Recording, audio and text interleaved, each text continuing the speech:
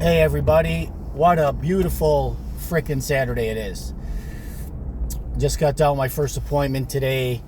I met with two men that were brothers. They come from a family of 7 boys, which is insane. And Yvette and I were there for an hour, and they told us about their family history. We'd actually met their parents at one of our seminars. They were, both almost 90, and the father passed away this October. Anyway, they recall their family history, and it was super fascinating and awesome in every way. And it made me reflect on many of the things in my past that I'm grateful for.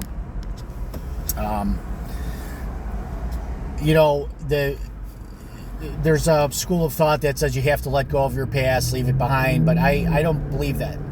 I believe that we should look at our past with gratitude. We had many problems we all have fought through, and the problems are where we learn and grow. Life is not without problems and crisis and stuff like that.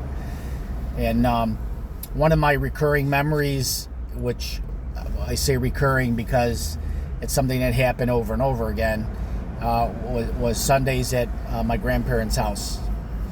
And my little Sicilian grandmother, she was shaped like a bowling ball. She would get up early in the morning and play her Italian radio station and be singing her songs out loud.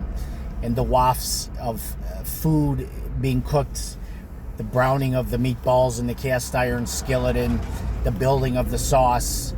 I mean, it was just an amazing thing. And I stay with my grandparents a lot, so on the weekends for sure. And my bedroom was right outside the kitchen. And my grandmother would smash a couple meatballs into little patties, and she'd leave them in a little saucer on the stove, and that would be my breakfast in the morning. And then in the early afternoon, all my uncles and aunts came, my cousins, and we'd play outside till it was dinner time, and we'd eat pasta and meatballs. And my grandma used to throw everything in the sauce too. Any kind of meat she had leftover chicken, leftover pork, it all went in the sauce. It was just an amazing array of flavors. And we'd play, we'd come in, we'd eat, we'd go out and play again, and then in the evening, the people who stayed, which was most of the people, we'd sit at this huge dining room table, and we'd play penny poker. And my grandma and grandpa had a big coffee can of pennies, so we just, everybody just grabbed a handful of pennies, and we played penny poker. And we had one phone, and it was in a long hallway. The apartment we lived in was old school, so the kitchen was all the way in the back, and the living room, front room was all the way in the front, and the phone was right in the hallway.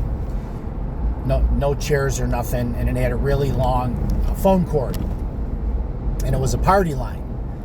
I don't know if any of you know what a party line is, but you share your phone number with several other people. When you go and grab the phone, somebody could be having a conversation, and you'd go, hey, I got to make a call. When are you going to get off the phone? And these could be complete strangers that you're talking to. I was so blessed to have that. No computers. You come home and the street lights go on. Your parents, they didn't even know where you were. We take our bikes and we just travel all over the city. I grew up on the west side, Ketzian Division in the Humboldt Park area. I played in that park and fished in the ponds there. Just such amazing memories.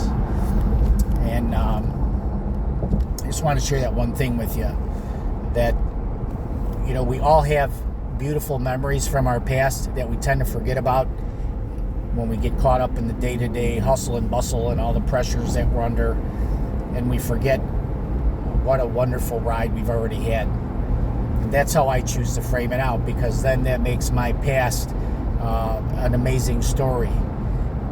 And the fact that I have this amazing story, I feel like I've lived an amazing life already.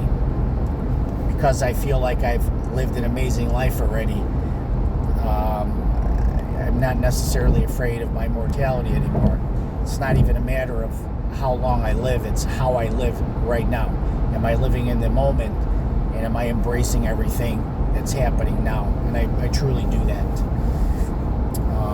So anyway, I'd love if you guys would share a little memory with me on the post below. I'd love to hear some of the things that you're very fond of.